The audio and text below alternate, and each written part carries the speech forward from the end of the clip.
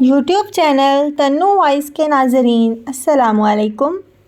ناظرین، قرآن پاک میں اصحاب راس کا ذکر 2 مقامات پر آیا ہے۔ پہلا مقام سورہ کہف کی آیت نمبر 13 ہے، جس میں ذکر ہوتا ہے کہ ان لوگوں نے اپنے پیغمبر کی تکذیب کی۔ دوسرا مقام سورہ فرقان کی آیت نمبر 38 میں ہے، جس میں بیان ہوتا ہے کہ اصحاب رس کی ہلاکت اور ان پر شدید عذاب کا آنا قوم عاد و ثمود کے مانند ہے کہ وہ عذاب الہی کی بنا پر تمام کے تمام نابود ہو گئے۔ رس کا اشارہ پانی کے کنویں یا پانی کی نہر کی طرف ہے جو اصحاب راس کی سرزمین پر تھیں۔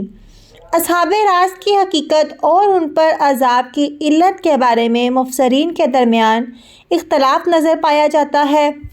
ایک روایت میں حضرت امام رضی اللہ تعالیٰ عنہ حضرت علی علیہ السلام سے نقل کرتے ہیں، حضرت نوح علیہ السلام کے بیٹے یا حافظ نے طوفان نوح علیہ السلام کے بعد ایک چشمے کے کنارے صنوبر کا ایک درخت کاشت کیا۔ اس درخت کو شاہ درخت اور اس چشمے کو دوشاب کہتے تھے۔ یہ لوگ زمین کے مشرق کی جانب آباد تھے۔ ان کے 12 دیہات تھے جو ایک نہر کے کنارے پر واقع تھے۔ اس نہر کو رس کہتے تھے۔ ان 12 دیہاتوں اور شہروں کے نام عجم کے 12 مہینوں کے نام سے معروف اور مشہور تھے۔ ان کے سب سے بڑے شہر کا نام اسفندار تھا، جو ان لوگوں کے بادشاہ نمرود کے نواسے ترکوز بن قابور کا دارالخلافہ تھا۔ صنوبر کا اصلی درخت اور وہ چشمہ اسی شہر میں تھا۔ اسی درخت کے بیچ سے دوسرے شہروں اور دیہاتوں میں درخت لگائے گئے تھے، بڑے ہو چکے تھے۔ وہ جاہل قوم انہی درختوں کو اپنا خدا مانتے تھے۔ اس چشمے اور نہر سے پانی پینا اپنے اور اپنے حیوانوں پر حرام کر رکھا تھا۔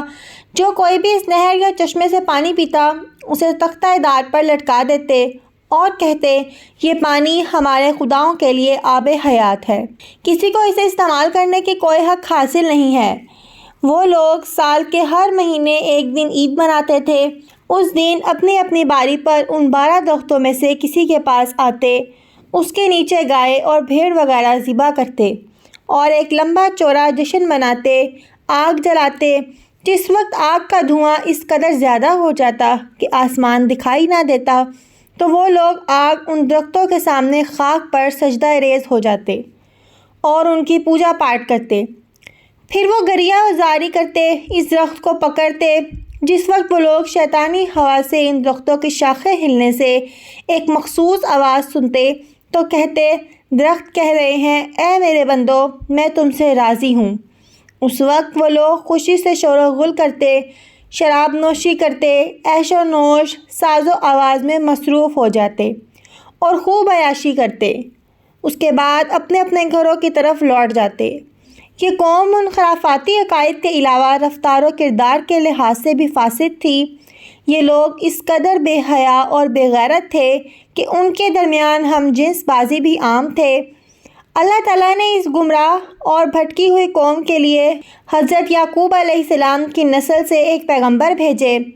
بعض روایات کے مطابق ان کا نام حنظلہ تھا۔ خدا کے یہ پیغمبر سال ہر سال اس قوم کے درمیان رہے۔ انہوں نے ان لوگوں کو خدائے وحدہ لا شریک کی طرف آنے اور بت پرستی سے دور ہونے کی جتنی بھی دعوت دی، لیکن ان لوگوں نے ان کی دعوت پر کان تک نہ دھرا اور خرافات کے راستے پر ڈٹے رہے۔ آخرکار اس پیغمبر نے خدا کی بارگاہ میں عرض کیا، پروردگار، یہ ضدی اور ہٹ دھرم قوم بت پرستی اور درخت پرستی سے باز نہیں آ رہی ہے، دن بہ دن کفر اور گمراہی میں ڈوبتی ہی جا رہی ہے۔ یہ لوگ ان درختوں کی پوجا پاٹ کرتے ہیں جو انہیں نہ تو کوئی فائدہ پہنچانے پر قدرت رکھتے ہیں اور نہ نقصان۔ ان تمام درختوں کو خشک کر دے اور انہیں اپنی قدرت اور طاقت دکھا تاکہ یہ لوگ درخت پرستی سے منحرف ہو جائیں۔ خداوند متعال نے اپنے پیغمبر کی دعا قبول کی اور درختوں کو خشک کر دیا۔ وہ لوگ جب اگلے دن صبح کے وقت اپنے گھروں سے نکلے تو دیکھا کہ ان کے 12 کے 12 شہروں میں ان کے معبود درخت سوکھ چکے ہیں۔ یہ واقعہ ان لوگوں کے درمیان بڑی تیزی سے پھیلا۔ ہر کسی نے طرح طرح کی باتیں شروع کر دیں۔ آخرکار وہ لوگ 2 گروہوں میں بٹ گئے۔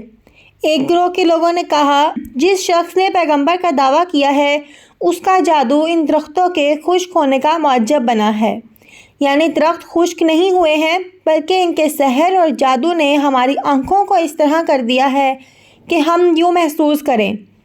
دوسرے گروہ نے کہا، ہمارے خداؤں نے یہ روپ اس لیے ڈالا ہے کہ اس شخص جس نے پیغمبری کا دعویٰ کیا ہے کے بارے میں اپنے غم و غصے کا اظہار کرے، اور ہم بھی اپنے خداؤں کا دفاع کرتے ہوئے اس کی تبلیغ کو روکیں۔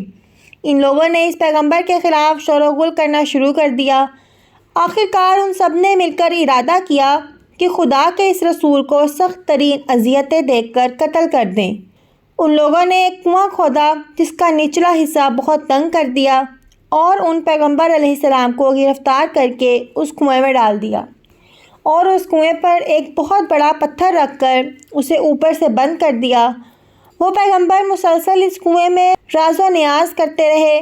وہ لوگ اس کنویں کے پاس آتے اور خدا کے ساتھ ان راز و نیاز کی آوازیں سنتے اور کہتے، ہمیں امید ہے کہ ہمارے خدا ہم سے راضی ہو کر سبز ہو جائیں گے اور اپنی خوشنودی اور شادابی کی نشاندہی کریں گے۔